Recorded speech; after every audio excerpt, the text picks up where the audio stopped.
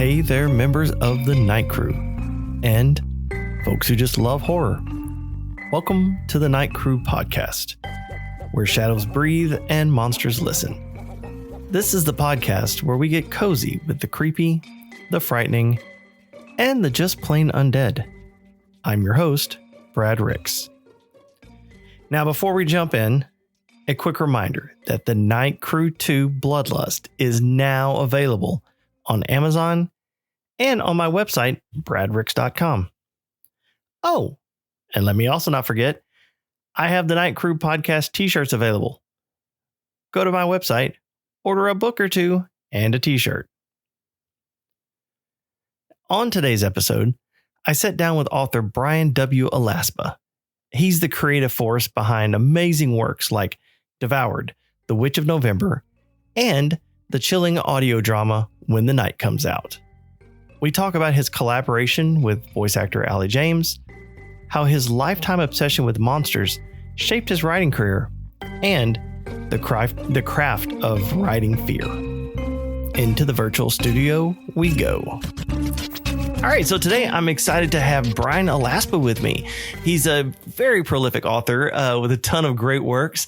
Not to mention, he's also the writer behind a podcast, When the Night Comes Out, and we're going to get to talking about that a little bit too. So, Bryan, how are you today? I'm doing quite well. How are you doing today? I'm doing all right. It's we're recording this on a weekend, which is nice. So I'm always better on those days than not. I agree. Except at the recording this, I got back from vacation yesterday, and all of my my technology equipment decided to reboot and update this morning. So it's been a wonderfully frantic morning. Of course. All right. So I always like to start with the usual wonderful author question of, tell me about your writing. How long you've been writing? What was your first book? What made you want to become a writer? Well, I started getting interested in the whole idea of writing very young. I was born in 1971. So when I was growing up, everybody had the novel Jaws lying around. And I was obsessed with sharks already, even before I understood there was a book and a movie and it was about to change everything and become the big deal of the mid 70s and then onward forever. So the fact that everybody was carrying this book around with a big shark on the cover fascinated me. And that made me inquire as to, how do these books get made? And my mom or my dad explaining what authors were. And I became fascinated at the idea of being able to do that. And I wrote my very first story, which was 3 pages, single spaced without any proper punctuation, in the 3rd grade, basically a ripoff of Jaws.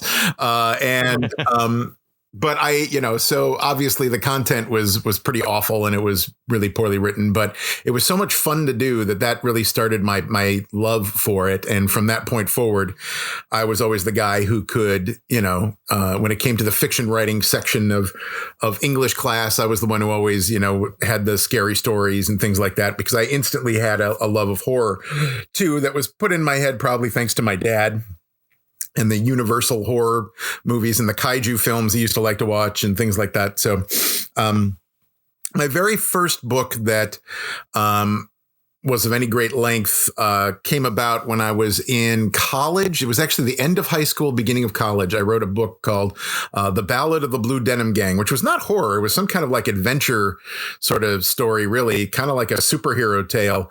And it was, 500 printed pages. I ultimately self-published that one. It is available out there, but it's not great if you go out and search for it.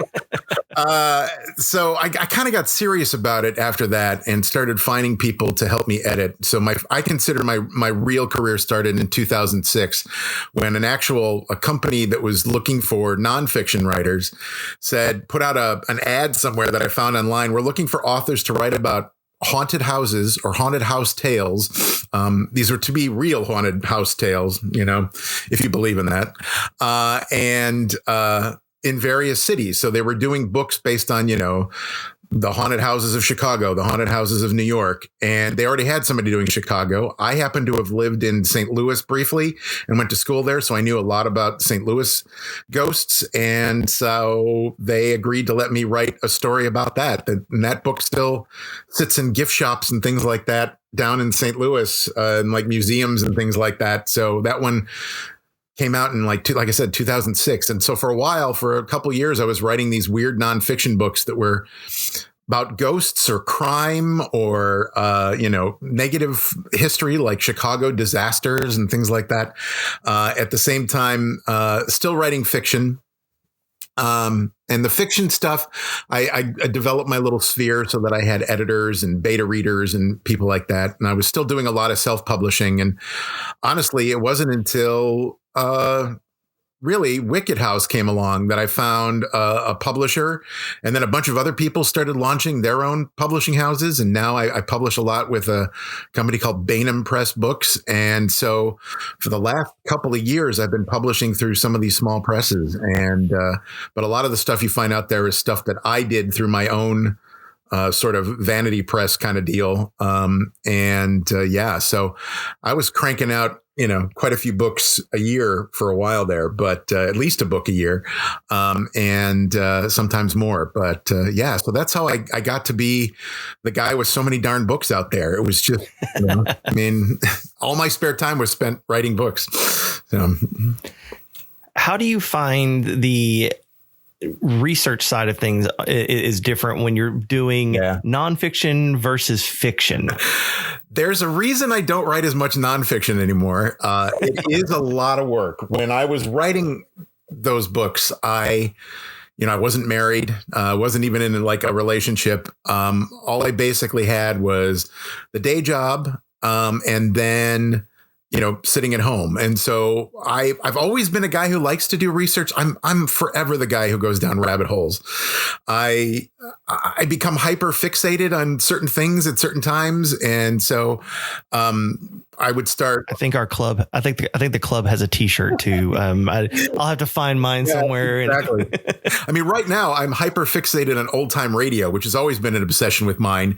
And every so often it comes back around. So I've been re-listening to old horror broadcasts and The Shadow and great stuff like that. And so now I've become obsessed with that. Shadow. I love The Shadow to the point where I want to create my own pulp fiction hero now. I'm like, I have an idea in my head and I'm like, do I really waste time doing this or do I go back to the horror stories? But anyway, so I would spend evenings just researching, and it is interesting. Writing a nonfiction book is like doing a term paper, when not to jump ahead into my writing process, when I write in fiction, I don't really do outlines or things like that. I just let it kind of flow. But not with my nonfiction. With my nonfiction, because I gather so much information from so many different places, I have to put it in an outline form and then try to follow that so I can keep it organized. And again, it's a lot like a term paper. You got to keep track of all your stuff. So it's a challenge. Get your outlining, all that good stuff. Exactly. Get that done. And then make sure you have the right bibliography. It's a lot of work. And honestly, it's rewarding when it's out. And sometimes those nonfiction ones, like I said, are the ones that will pop up in the weirdest places, like literally on physical shelves all of a sudden. I did one, Forgotten Tales of Illinois, for a press. It was just weird stories in and around the state of Illinois where I live. And this is during COVID. I was getting my first shot at a CVS near Peoria, because that's how far I had to drive to find a spot to get a shot at that time. And on this book rack was Forgotten Tales of Illinois, just sitting there. I'm like, quick, take a picture of me. It's so weird where it will just pop up. And by the way, I don't think any author ever gets tired of seeing their books on shelves. I'm willing to bet to this day, Stephen King gets a kick out of going into a bookstore and seeing all his work on a shelf, because there's something so cool about that. So I like that. But it is weird how I haven't written a nonfiction book now in years. And yet those ones that I did back in the early aughts pop up from time to time and will suddenly become popular, and I'll get a decent royalty check, twice a year. And I'm like, someone's checking out the crime book, things like that. I don't know why, whatever. So, yeah. All right. Well, so my next question then. So, I guess you kind of hinted at it when you talk about, from a little bit from what you said your dad liked, the Universal movies and, kaiju. So, the Godzillas and all that good stuff. But just in general, why horror? Horror is just fun. I don't know. I guess I've always had a morbid brain. Like I said, I was obsessed with Jaws at a very young age, even before that, and would read these books on sharks and things like that, and be fascinated at the idea of shark attacks and weird stuff like that. So, and again, my dad used to like to watch that. Here in Chicago, we've had various horror hosts on who pop up on Saturday. The longest running one, a guy who goes by the name Svengoolie. And he used to be on every Saturday, and he would show a horror movie and make bad jokes and comments and things like that. And I love those guys. I'm fascinated that like every town, every city, no matter how small, if there was a TV station, there was probably a horror host who did a show on a Friday or Saturday night. And I love that. And it was just fascinating to me. And I don't know why, this morbid fascination with death or something. I don't know. When I think back about it and I think about the movies, the kaiju films, I know I did watch Godzilla, and probably some of the sillier Godzilla ones are the ones my dad let me watch. But I'm pretty sure what they used to run here on like Saturday afternoons, probably because they knew kids were watching, were a lot of the Gamera, the giant flying turtle. And those are very kid friendly because Gamera becomes a friend to children, everywhere. He started out as a monster and then became so giant monsters were creepy. And then I just started liking, like the werewolf and some of the Universal ones as I got older. And by older, I mean, going from 5 years old, watching some of those kaiju movies to 8 years old, watching monster movies. And they would show those again here on TV, sometimes just in the afternoon. I'd be flipping through TV channels, and all of a sudden there was, an old Universal horror film on Channel 9, WGN, or Channel 32 here in Chicago in the afternoon. And sometimes they'd have theme weeks even. I remember one of the channels used to have like a, nature horror week, and you'd see bad movies like Frogs and Empire of the Ants and things like that. And so I don't know. It was always more fun to watch horror movies, and because in 1976, 77, my dad invested what must have been a lot of money at the time in a VCR. We got one of the early ones, giant, top loading Betamax. It looked like paneling on the side. The thing was so heavy and gigantic. And instruction manual that's about as big as the books behind me are. Yeah. And then he started getting bootleg videos for a very brief time. We only really had a couple. And then you could buy movies. And then all of a sudden the first video stores popped up in the early 80s. And when you'd walk in there, one side would be VHS, one side would be Betamax. And we would we would get movies, and we'd get a movie or two that like the whole family could watch. And then my dad and I would pick out a horror movie that he and I would watch together. And we did that for a long time. And that's when I got introduced to all of the classic like slashers. I got introduced to, that's when I first saw Halloween and Nightmare on Elm Street and the Friday the 13th movies, and on and on to some of those, those classic ones, the Boogeyman, the original one from the 80s. And that one actually scared me. My Bloody Valentine, all the ones related to holidays. It was great. And, also things like Alien, though, like for a while, Alien became my favorite movie over Jaws for a brief time. So it's just, I don't know. It's just always been a fascination with me. And I love it. And I love to immerse myself in horror and horror movies and horror literature. It's just always been there. So I know you mentioned kaiju a few times. So the first book I read of yours, which is a kaiju novel, so Devoured. Yeah. So talk a little bit about Devoured.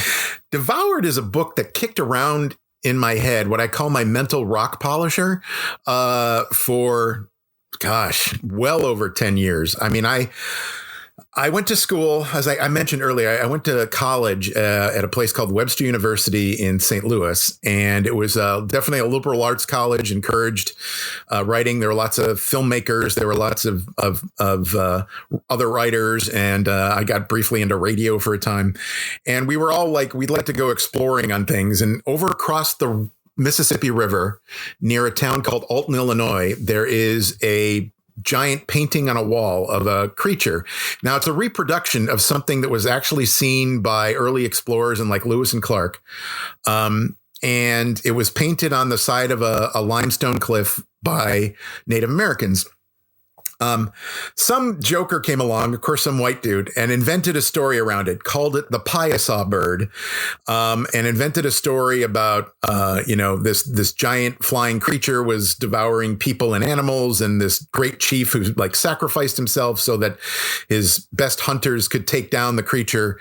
And it turns out, again, he just made that up because he was trying to sell his own books at the time. We don't exactly know what the creature was. It's still known as the Piasa bird. We believe, I think now, that it's just another example of Native American thunderbirds, who kind of ruled the air. And then there were these underwater creatures who ruled the lakes and the rivers and things. It just stuck in my head. I was like, what if that thing was real? What if that thing was an actual drawing of something that ancient people had seen? And that stuck in my head. And for the longest time, I could not figure out a way to tell that story without massively offending every Native American person who read it. So kicked around. And then all of a sudden, I literally went back to my love of Jaws, of all things, and said, why don't you narrow it down and just have three main characters who are chasing after this creature that has been asleep for centuries and is now awake, and it's terrorizing St. Louis. And the image I had in my head was this creature perched on top of the St. Louis Arch, this giant dragon-like creature, shrieking and screaming. And I'm like, okay, I need to do that. And so I sat down and did that. And so it's funny when I've had a few criticisms, like, why at the end of the book is it like three guys going after this? And I'm like, if you'd only known the inspiration, guys, like if I could have had them putting yellow barrels into this thing, I would have done it as my nod toward Jaws. Not with three barrels. Yeah, exactly. And so I know it takes a little suspension of disbelief, but I loved. And then the great part about writing fiction is you can do whatever you want. You don't have to worry about budgets and how that's going to look. You just have to describe it. So I could destroy huge swaths of downtown St. Louis or whatever. And it kind of became fun and, quite frankly, a little maniacal in the way that I was tearing apart buildings and the arch itself and, and stuff like that. But it was a lot of fun. And yeah, it was definitely also influenced by a few things. Jaws. There is a 70s movie with David Carradine in it, I believe, called Q, the Winged Serpent. It's a weird movie that imagines that the ancient Aztec serpent god with wings called Quetzalcoatl from the Aztecs exists and has a nest at the top of the Chrysler Building. And there's so many great scenes. The special effects are laughable. They're awful. But Michael Moriarty, the actor Michael Moriarty, plays a guy who discovers this bird, and he starts luring people up to the Chrysler Building who have done him wrong. He owes the mob lots of money. And so there's this fantastic scene where he convinces them he's hidden the money at the top of the building, and he lures them up there. And of course, the giant creature starts eating him, and he's running away, and he's just screaming, "Eat him! Eat him!" And it's so great. It's so much of that movie is great. The special effects are just dreadful. So that influenced me. And then my love of the kaiju films. I mean, I'm a Godzilla fan going way back, and even Gamera, who doesn't, I think, get enough respect these days because he went all friendly really fast. Yeah. And then, like I said, then Jaws, the idea of just like three dudes who are trying to stop this seemingly unstoppable creature just appealed to me. And finally I had my story and I had the way into it. while still paying respect as much as I could to Native American culture. Our characters, kind of like Hooper, is steeped in it and keeps commenting how, like, the whole story, the legend behind this creature is all made up by white dudes and things like that. And, some of that stuff I put out there, to try to at least tip my hat to that. But, and then I went ahead and wrote a damn sequel to the thing. So, it's like, didn't stick my neck out far enough to get lopped off by various Native American tribes, and now I'm doing it again. So yeah. So and just real quick, so so that movie's called Q, the Winged Serpent. Yeah. It came out in 1982. Yeah, it's worth watching, guys. It's so much fun. The movie is. The movie has its tongue kind of firmly in its cheek too. It's just so worth checking out. I can't recommend it enough. Yeah, I'm looking at some of the stills, and I'm like, oh yeah, this is right up my alley. Yeah, it's so much. Oh, good. It's streaming on Prime Video. Great. So, I know what my Sunday what happened to my day. He's just screaming, "Eat them! Eat them!" It's just, I laugh, and there's just enough gore for the people who like their blood and guts in there too. But it's so crazy. It's funny. It's scary. Well, actually not that scary, but. Anyway, if you like carnage and chaos and giant creatures, this is a good one to check out if you missed it. Yep. That'll be on my watch list. Yay. Now you said you wrote a sequel. Yeah, so, and I believe the sequel's coming. Well, at the time of this recording, it's coming out soon. I think by the time this releases, it'll already be out. So FYI, it'll already be out. So let's talk about it for a second. It's called The Witch of November. And that title probably deserves a little explanation too, but it is definitely the sequel to Devoured. The surviving characters from the first novel are up here again in this one, only now they're in a different position. In the first novel, Logan Field, kind of our main hero, is the St. Louis safety manager. And well, now that monsters have been proven real in the first novel, the government, of course, now wants to take experts that, people they think are experts and make it so that they can stop any other monsters from coming up and doing more damage. And Logan is now part of that organization. And we bring back the character Mike from the first novel as well. And only this time, I kind of set it up at the end of Devoured, because at the end of Devoured, there's an epilogue where some people are kayaking in Lake Superior and a underwater creature comes up and attacks them. And again, this goes back to almost the same myth, the Thunderbirds who ruled the air. And then something that, again, was sort of like the way the Native Americans painted it, it was sort of like a cat-like face to it. And then like a sea serpent sort of body or sea monster sort of body with spikes on the back. And so the translation, I can't remember now the exact Native American words, and I'd probably butcher it if I tried to say it anyway. Translated into underwater panther. That's what the white people called it, because of the weird cat-like face and the sea monster body. And it was steeped in all kinds of cool stuff, because not only did it rule the underwater and underworld and things like that, it could also summon storms and things like that too on the Great Lakes and from where it was. And so the Native Americans believed there was a constant battle between, the sky and the sea, and, these two creatures were sort of at odds with each other. So The Witch of November takes place predominantly again in the Midwest, a lot of it up in Lake Superior. And it combines some other obsessions. The term Witch of November comes straight out of my fascination with the sinking of the tanker ship in the late 70s, the Edmund Fitzgerald, which also was, of course, a Gordon Lightfoot song, The Wreck of the Edmund Fitzgerald.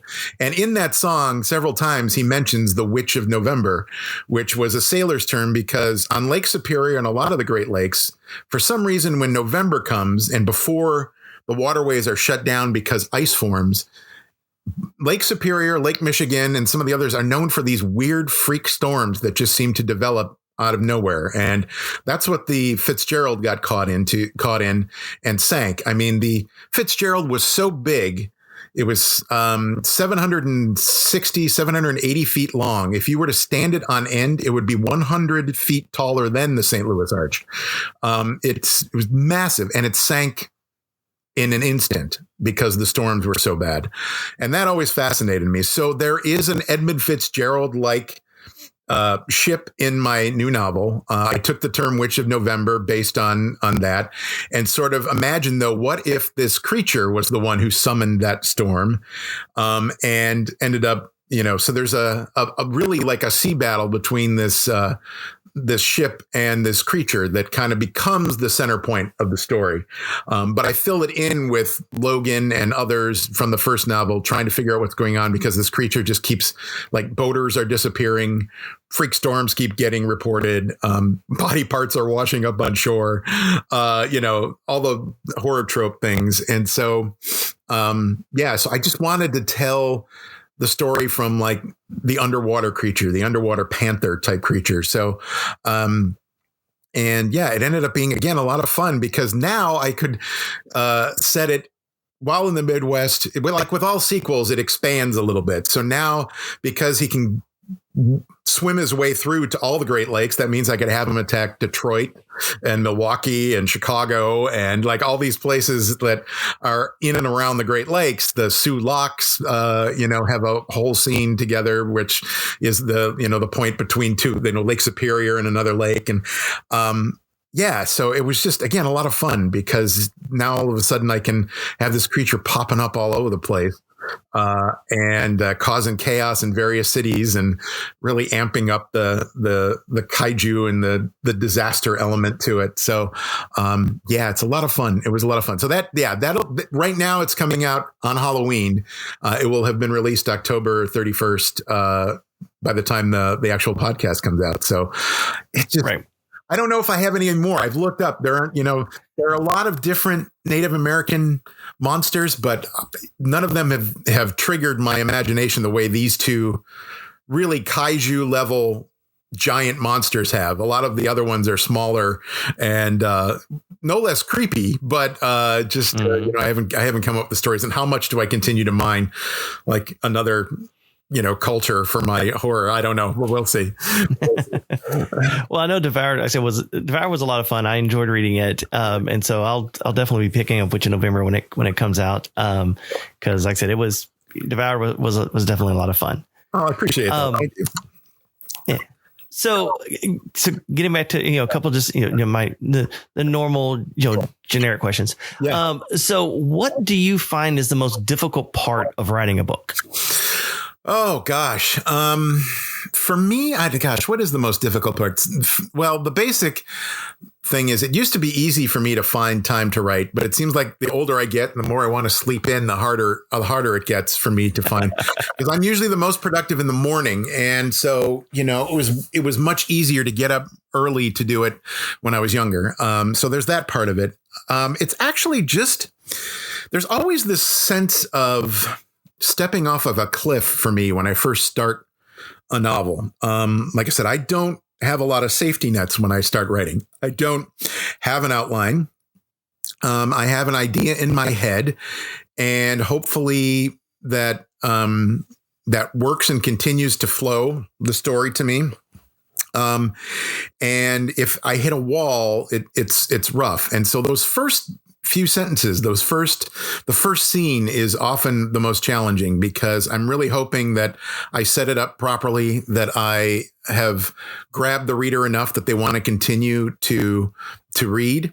I have a tendency to, when I do my first draft in the beginning, I set up way too much exposition and have to cut a lot of that out, so that, and try to sprinkle it throughout the rest of the novel. There's this desire for me to want to set up too much. And I'm like, people are reading this for the horror aspect, and you don't get to the horror until, like, page 10. You need to cut out, quite a few pages here, Bryan, and try to spread it throughout. So that can be a real challenge for me. And other than that, the writing generally comes pretty easy for me. I'm lucky in that regard. Once I kind of just know when a story has clicked in my brain. It's like, the penny has dropped in my head, and I just know, like, I think I've got it. I think I think I can write this now. If I try to do it too early, the story will sputter out. And I have quite a few half finished, quarter finished books in my, my hard drive that I really kind of jumped on it too early and probably didn't think it, let it spin around in the rock polisher for a little while yet. But when it hits, it's almost like there's something burning in the middle of my head. I don't even know how else to describe it. Like, I have to get it out. So whether I was published ever again by another publisher, I would continue to write these stories because they happen whether I want them to or not. And so I have to get them on paper, whatever that is. So to me, that's usually the starting point. There's a little bit of a hold your breath and jump kind of aspect to it that's always a little scary. Am I going to get this right? Am I going to get it? Thank God for, second and third drafts, but still, I want to get it as close to right. I want to get what I'm seeing in my head onto the page. And it's always like tough at the beginning to get it going. Once I get going and get past that, forget about it. Every morning I'm writing, 500 to 1,000 words on the next book.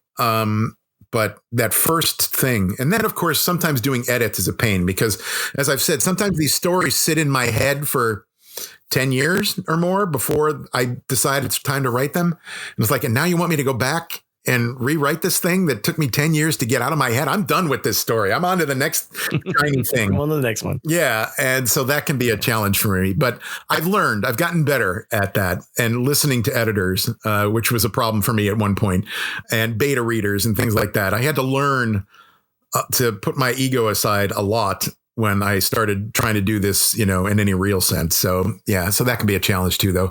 You still got to drag me kicking and screaming into the editing process after my editors and beta readers get back to me. So. Yep, I know that feeling. Yeah.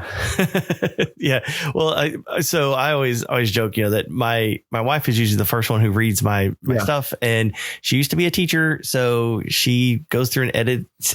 She does the editing, kind of first round before I even ever send it off anywhere. And I print it out for her, and she's sitting there marking it up, and she hands me the draft back, and I look through, and it looks like I failed a paper. Like, oh yeah, there's nothing but red ink all over this. Oh my gosh, yeah. My wife, like, is there a single sentence that doesn't have a mark on it? My wife can be my harshest critic too, and she is the one who will, even after I do multiple edits, if she gets a chance to reread it, will find the one thing that I missed and bring it up to me. And I'll get mad, usually at her, even though it's my fault. I'll be like, damn it, why did you have to find that? Now I got to go back and fix that, and it's so annoying. I saw a meme or a joke once. It said, the best way to find an error or a typo in your book is to write it, have it go through betas, have it go through your ARC readers, have it go through 3 rounds of editing and 3 rounds of proofreading, have it go to print, and then randomly walk by, pick it up, and open up a page. And that's where you'll find them. Exactly. Oh my gosh. And, not to ever disparage readers, because they're what make our whole job fun, but there are some who love to find those errors and then point them out. I'm like, this needed a better editor. And I'm like, you have no idea how many rounds of edits this went through. We're all just human. And sometimes little things get missed, I have an example. It's actually in To Hell with Hallmark, where the editor, like a reader commented, because I use the word snugly, but if it's with 1 G, it's like an adjective. If it's with 1 G is an adverb and 2 G's is an adjective. Oh my God. I used the wrong one. Oh my God. Like, really? It's like, yes. Should it have probably been caught at some point? Yes. Are both of those a word that, both, whether you're using Scrivener or Word or Google Docs, is it going to find it? Yes. No, it's not. No, it's not. And, there's still one, though. One edit that for some reason I have brought to the publisher's attention many times. And for some reason they have not gone and fixed it. So, and it's in one of my nonfiction books. I was talking about the famous novel called The Jungle, which was written about the Chicago meatpacking plants that were dominant across the South Side at one point, the turn of the century. And I attributed the wrong author. I attributed a local Chicago guy who was a poet and not the actual author. Now, of course, I can't remember either of their names off the top of my head now that I'm on the podcast. But and I felt so stupid. And I was like, oh my God, I can't believe I did that. And I repeatedly have sent it to the publisher and said, hey, on page whatever, like in the next printing, could you please fix this? And they still have not fixed it. I don't know why. I don't know if it's a cost thing. I don't know if they just don't care. I don't know what it is. I don't want to disparage, my publisher in any way, but it's just one page right in the beginning of the book. And for some reason, they just have never fixed that I attributed the wrong author. And so people still comment on it. And I'm like, I've told them I'm aware. I've done all I can, and they're not fixing it. So I don't know what to tell you. Write them, and tell them anyway, that's neither here nor there. I just hate when like weird things like that happen. When you self-publish, it's easy. If you find an error, you just go in, you fix it, you republish it. But when you're dealing with a publisher, I don't know. For some reason, sometimes the channels just shut down on you. So yeah, true. All right, so I'm gonna ask a question that I know is I've heard is probably one of the more difficult ones. But of all the books that you've written, what would you say is your favorite? Yeah, that is a difficult one. That is very hard because usually it's whatever one is coming out next for me. But I do have a few that like are standouts in my mind. And one of them is actually the first time I did something that was more of a young adult book. But and at the time when I started it, I didn't know it was going to be until I started writing it. And I kind of took a step back and I went, this kind of has a YA vibe to it. And it's the closest I've ever come to writing a love story. So it's like a ghostly vanishing hitchhiker love story thing called Sapphire. And the reason I'm so proud of that book is it's a long one, and it's one of those ones where I have a lot of different characters, and somehow it all kind of came together at the end. And then I went through a real harsh and long editing process with an editor. And at the beginning, I was kind of having a temper tantrum about some of the edits she was suggesting. And only when I stepped away from myself and my ego and went back and committed to doing the rewrite she was suggesting that I realized, oh yeah, shoot, this is a much better book because of her edits. Like, I should listen. I should really shut up and listen, swallow my pride and listen to these people. And so to me, it just came out even better than I thought it was. And so I really love that one. There's another one called The Man from Taured, Taured, that's kind of become my ultimate bestseller. And I still to this day don't know why. I published it 2015, 2016. It did okay at the time, and it's based on an urban legend about the man from Taured, who the legend says showed up on an airplane and then landed in 1950s Japan, only to say he had a passport from this country called Taured, which doesn't exist. And so people are like, oh, that's proof of alternate realities. And I just said it in a modern setting and said, what would it be like today if some guy showed up claiming to be from a country that didn't exist, and, Homeland Security and TSA had to get involved and all this other stuff. And it became the longest book I've written. And it did okay when it launched. And then all of a sudden in 2019, years after it was published, it started selling like crazy. And I have no idea to this day why. I don't know if somebody somewhere talked about the urban legend and in a place where a lot of people heard it, or for some reason people just started researching it. I wish I knew, because man, if I could have that magic formula, everything I publish would come out and be great. And then the book that came out earlier this year is called The Given. I did that one, and that's sort of a cult horror, psychological thriller kind of story. And there was some personal stuff that I dealt with in that story, and so I ended up really sort of liking that one a lot. And appreciating that one a lot when it came out. And when I first wrote it, I thought maybe I went too personal and maybe it doesn't work. And it kind of sat in my folder for a while. And then I decided to resurrect it. And lo and behold, somebody said, yeah, we like this. We're going to publish this. And I was like, great. So I'm kind of proud of that one too. Awesome. All right. So before I jump into the, my wonderful, what's your favorite monster kind of question, I do want to talk about the podcast that you do with, it's Allie James, right? Allie James. She's the voice behind it. But you are the words behind it. Yeah. And the podcast name is, When the Night Comes Out. Yep. So tell me what kind of brought that on? I've had an obsession with old time radio and radio in general since I was a kid. When I used to get, other kids were buying music cassettes, I was buying Orson Welles's War of the Worlds or old cassettes with some of, there were so many great little, they call them horror shows. They're not super scary, but some of them are creepy and gruesome, like Suspense and things like that. They were a little more Twilight Zone-y. I buy collections of those. And then The Shadow has always been a favorite of mine. Again, back to Orson Welles. And I just always wanted to do some kind of radio type thing. And, for the longest time, I was even in radio briefly, mostly part-time.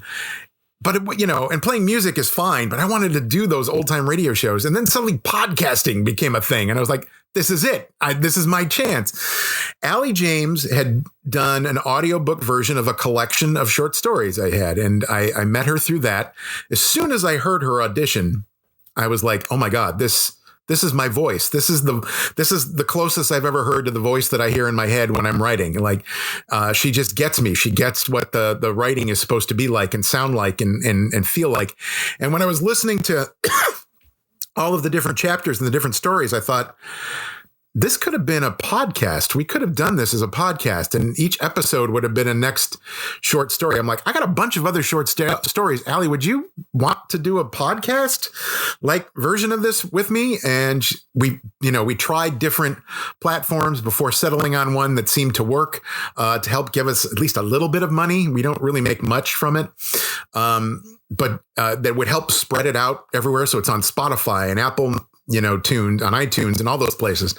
And now we've got it on YouTube. And it just became fun for us. And so every year I would write a whole bunch of short stories. Sometimes I'd publish those. Sometimes I wouldn't. Sometimes they'd just be exclusive to the podcast. And she would do them and she would add her production elements.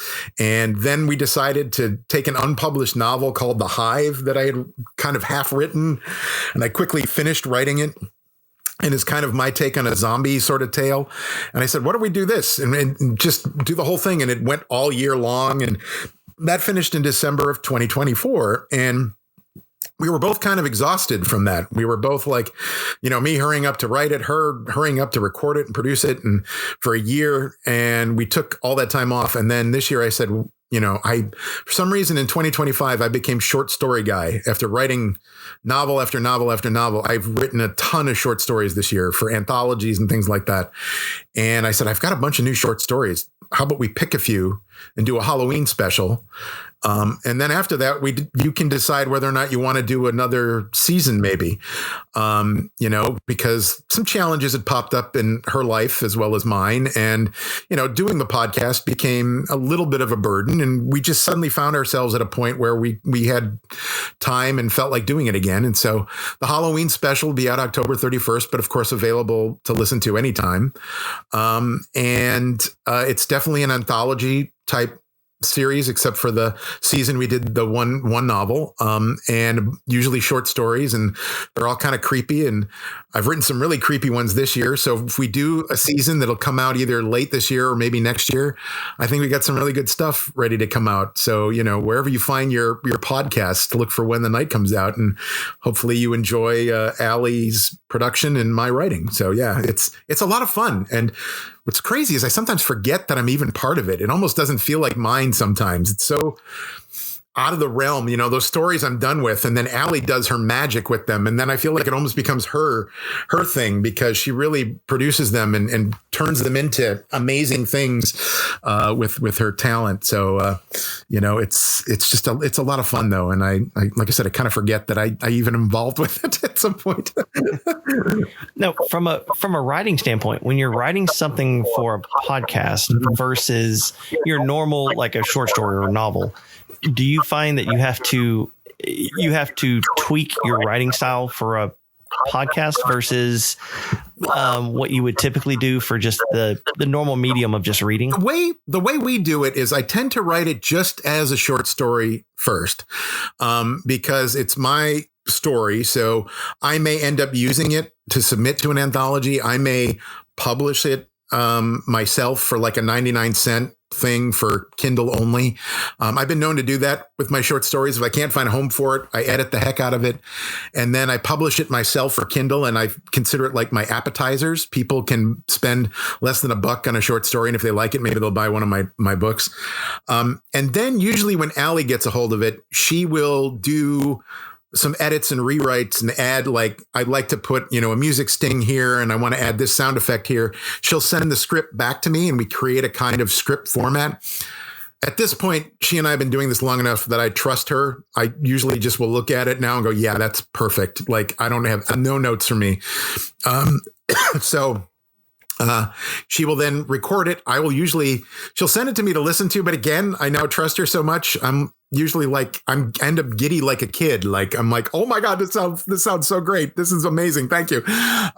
And we move forward. And I usually am the guy who loads it up online and adds the descriptions to it and schedules it for a public, a date when it gets pushed out there. And yeah, we've just formed this crazy little partnership where, I will write it my way first. She will take her way to make it more radio friendly. I will generally approve it. And yeah, we just kind of go back and forth with it. And on occasion, I'll maybe add a voice, but it's generally just her. And what's funny is when I go back and listen to some of these old time radio shows, I used to think, oh, I wish we had a big grand cast of characters who could do like full radio plays. But there was a lot of times in the old time radio ones where people were literally just reading like Edgar Allan Poe and stuff like that, and with additional spooky sound effects. So we aren't that far off from the old time radio feel that I like. Nice. Yeah. And I've started doing, so at the time of our recording, I just recently I switched away from doing my vampire stuff, and I had a werewolf episode come out, and I started the episode instead of just jumping right into, let's talk about werewolves. Yeah. I did a small little, almost short story of somebody walking through the woods. Yeah. And I played with some sound effects, and it was different. It was interesting figuring out how to kind of change the writing a little bit so that it played more in your head versus and what you're hearing and stuff versus just reading. Because you do have that other medium to use that you can take advantage of. Sure. And I mean, someday we may end up being able to bring in some other voices and may do that ultimate radio play that is in my head. But right now, I just kind of like it. I like listening to what Allie does to it, the elements she adds to it. And she actually is so good. She does different voices and stuff all on her own. We'll add echo and things like that. Yeah. She's just amazing to listen to. She's so talented. So, well, at some point, if you ever need a cast of characters, I wouldn't mind jumping in. I'll keep that in mind. Someday I'm going to do my own pulp old-timey radio hero in the vein of The Shadow and things like that someday, somehow. So we may need some additional voices for that if I ever. And of course, mine is going to have a definite horror element. Not that The Shadow didn't. There were always elements of it, but yeah. So one of these days. All right. So kind of shifting gears. So, I started the Night Crew podcast as a spinoff of my own series, The Night Crew, which is about a team of monster hunters. Yep. And since all of my scripted episodes are deep dives into some kind of a creature, one of the caveats on coming to the podcast is you got to talk about your favorite horror creature. Sure. So what's your favorite monster? Oh my gosh, this is a very difficult question, and I've been thinking about it in the back of my head during the whole time we're talking. And it's hard for me to pick just one. That's the crazy thing. And it has changed over the years, of course, too, because like I said, there was a point where the xenomorph from Alien would probably have been my favorite. And then, going back to my Universal horror days, at one point it was probably, Frankenstein's monster or the werewolf. Actually, I always liked the werewolf. I always like werewolves better than vampires. And I don't know why. Something about vampires comes across to me as at times, like whiny. They're like, whoa, woe is me. I'm a creature of the dark. I just have to, I blame Anne Rice for that, by the way. I do. And of course, the what are those? The sparkly vampire ones too. Don't get me started on the sparklies. Something cool about becoming a wolf to me was always just cooler than being a bloodsucker. But like now, if you were to ask me my favorite Universal monster, it's the Invisible Man, which most people are surprised by. But when you look at the original Invisible Man with Claude Rains, he has the highest body count of any of the Universal monsters, all because of one scene where Invisible, he sneaks into a train switching station and alters the tracks and drives a train of 100 people off a cliff and kills everybody on board. So in one fell swoop, he kills 100 people. I mean, so like he has the highest body count of all of them. And there's just something about Rains's portrayal of that, despite not being seen through most of it. You don't really see him until the very end. That makes it one of my favorites. But and then, of course, there's my kaiju era. Always been a Godzilla guy. Love Godzilla. Had a Godzilla toy when I was a kid. Would make little things and have them stomp on them. It was just so great. Something about when you're a kid and you have a giant monster, it appeals to you. And then as I got older, I got into yeah. Come on, you got to pick one. Come on. I would probably say, okay. If I really did have to pick one, the one that's probably influenced me the most as a writer, the one who changed my whole way of thinking about horror and thinking about writing would have been H.P. Lovecraft's Cthulhu. He combines many elements of monsters that I like. He's really big, so he fits into that kaiju mold. He's in the sea, which goes back to my days of liking Jaws and things like that. He hides now because he's asleep, waiting for that day to awaken if you follow the story. So in a way, he is invisible, yet he's still influencing things that are going on in the day-to-day world because he has such a powerful mind. He can cause people to do things for him to try to prepare for the return of the great old ones. And it launched my whole obsession with the idea of alternate realities, different dimensions, old-timey giant gods that are hiding in places that are just out of sight of humans. The Man from Taured deals with that. And over time, I have included my own takes on both Cthulhu, his cult. I have a novella called Mythos that's basically all about the idea of discovering that there's a Cthulhu type cult. And he's just crazy. The whole concept is crazy of what he looks like with the tentacles all over his face and the wings and I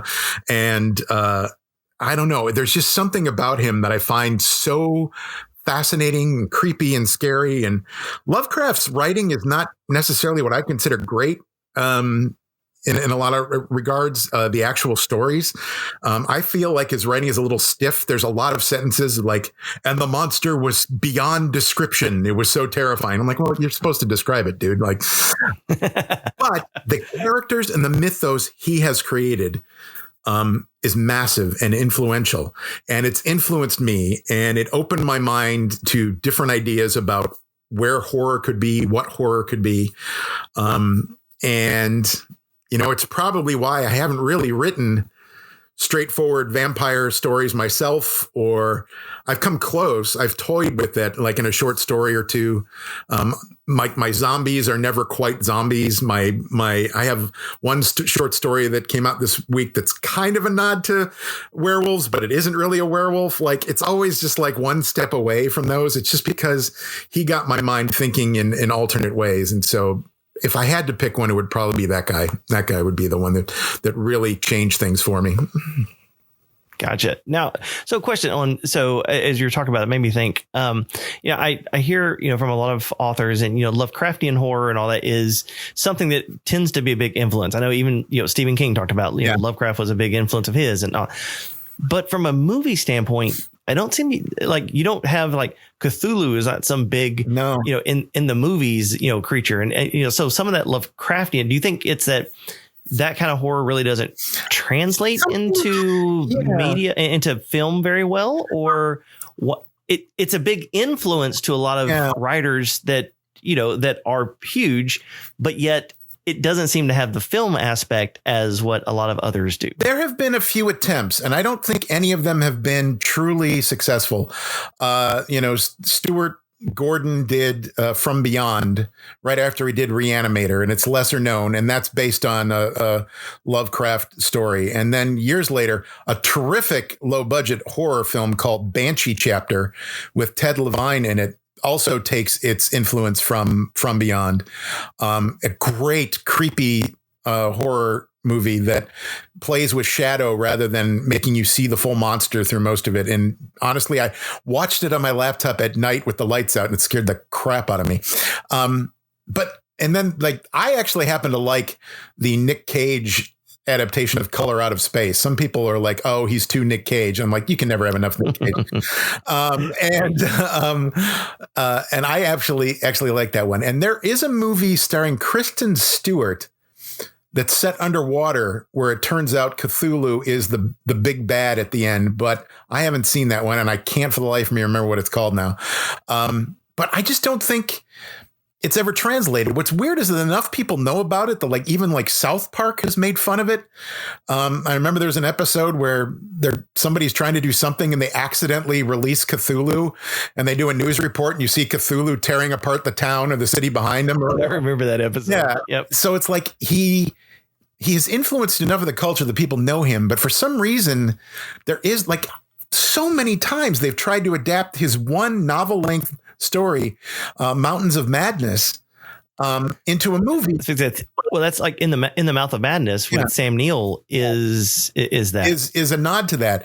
But what Guillermo del Toro, I believe, was obsessed with getting Mountains of Madness made and spent a lot of time working on it, and then it just never happens. There are weird stuff in that, like giant penguins and things like that, but still, it's his one story that is connected to it. And I just don't know why people are afraid to tackle it. I don't know what it is about him that causes people to pause and go, yeah, I don't know if this is going to work as a movie.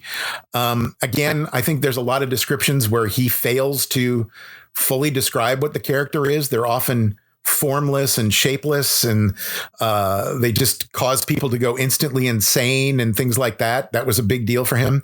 And then Lovecraft himself is problematic because, of course, once he died and we found some of his private writings, we found out, he was kind of a blatant racist and things like that. But, it's one of those ones where you try to separate the artist from the art kind of situations. Right.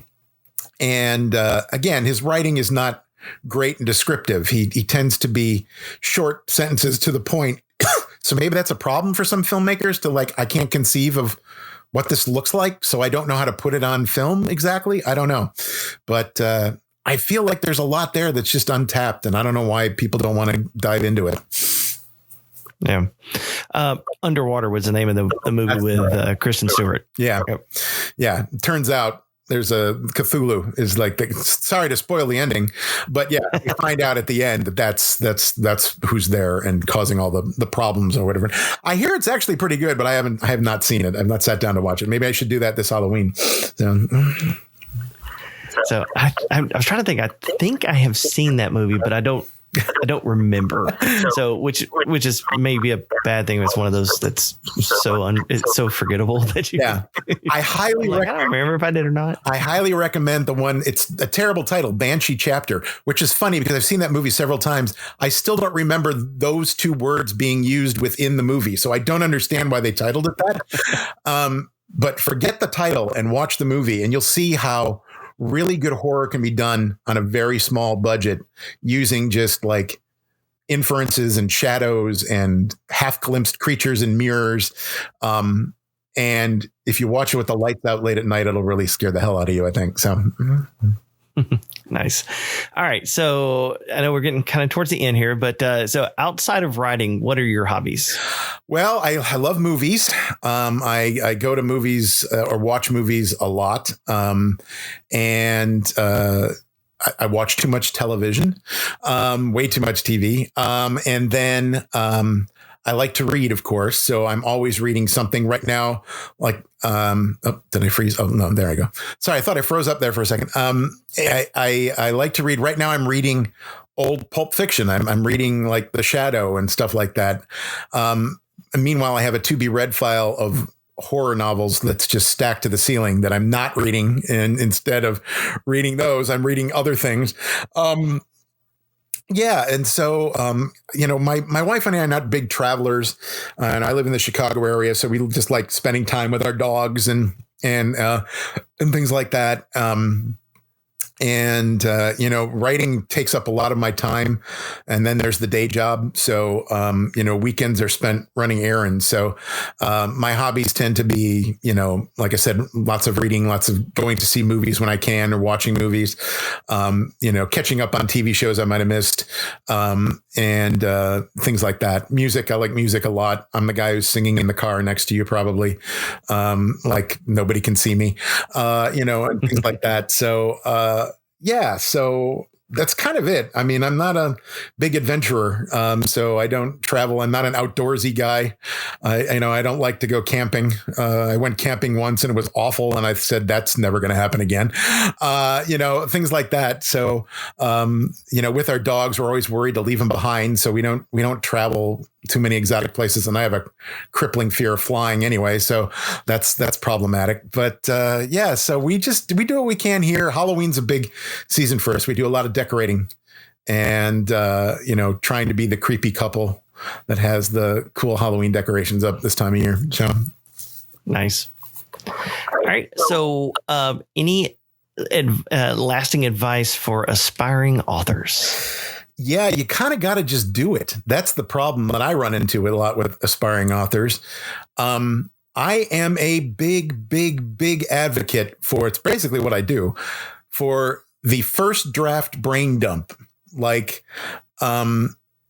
a lot of people I know who are aspiring authors, they will write like a few pages and then spend the next 6 months worrying about those first few pages and whether or not they're right. And they'll rewrite them and rewrite them and rewrite them. And I'm like, no, what you do is you dump the whole first draft. I mean, I've literally had a problem with a scene in one of my books where I hadn't really worked out all the details about why the characters did what they did.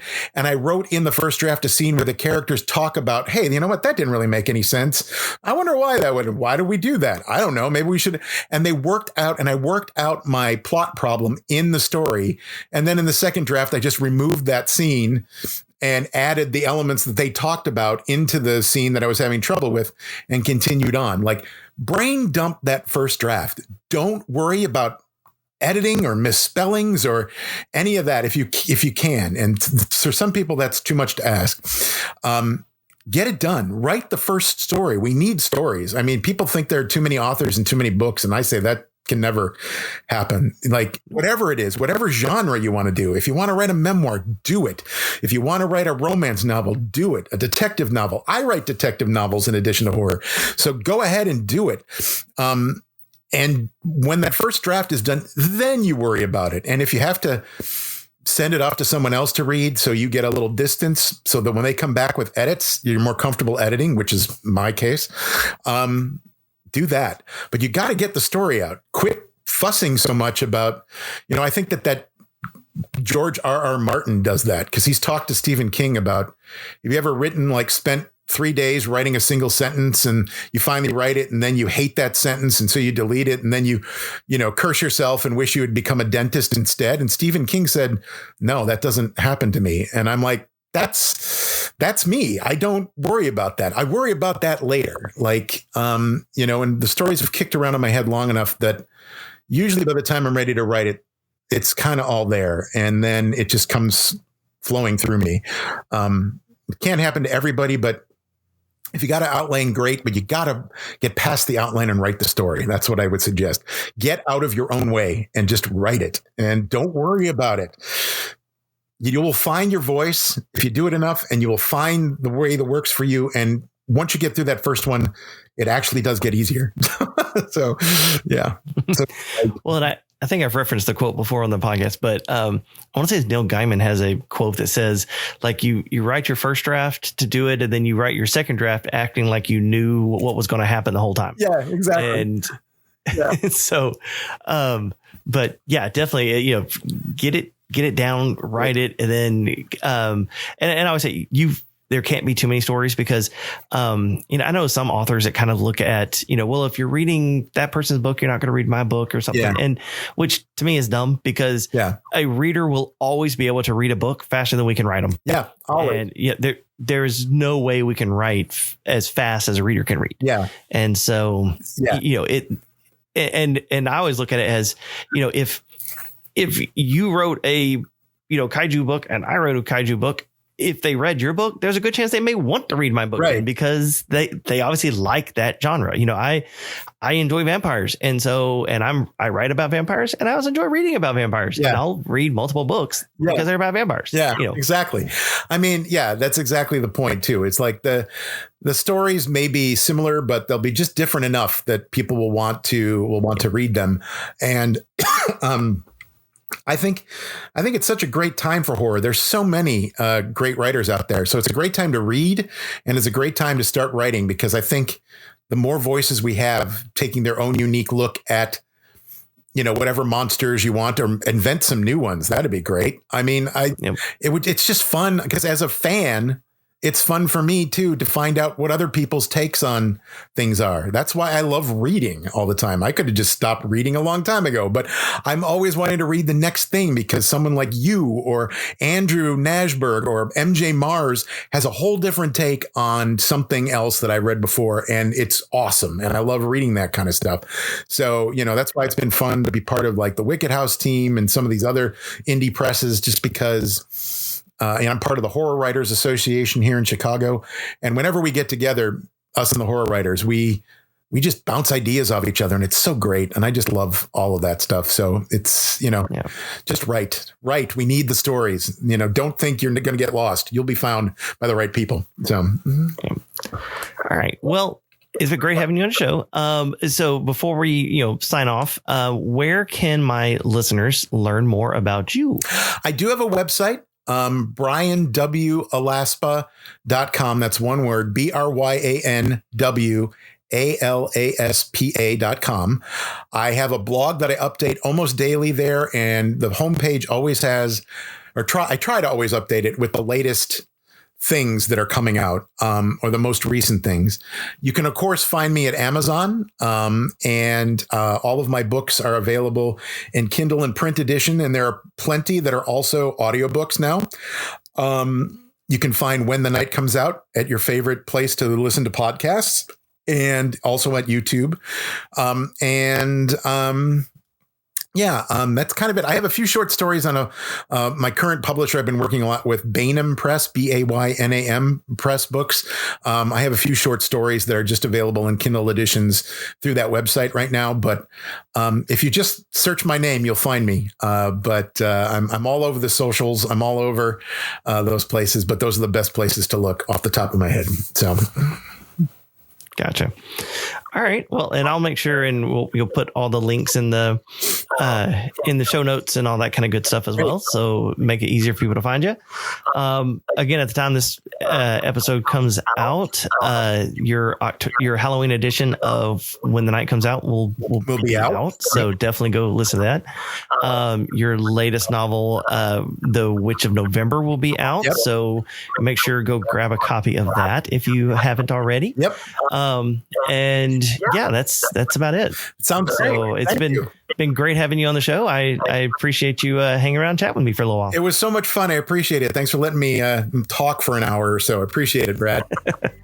Not a problem. Take care. All right. You as well. Well, that's it for the Night Crew podcast and my conversation with Bryan W. Alaspa. I have links to where you can find Bryan in the show notes.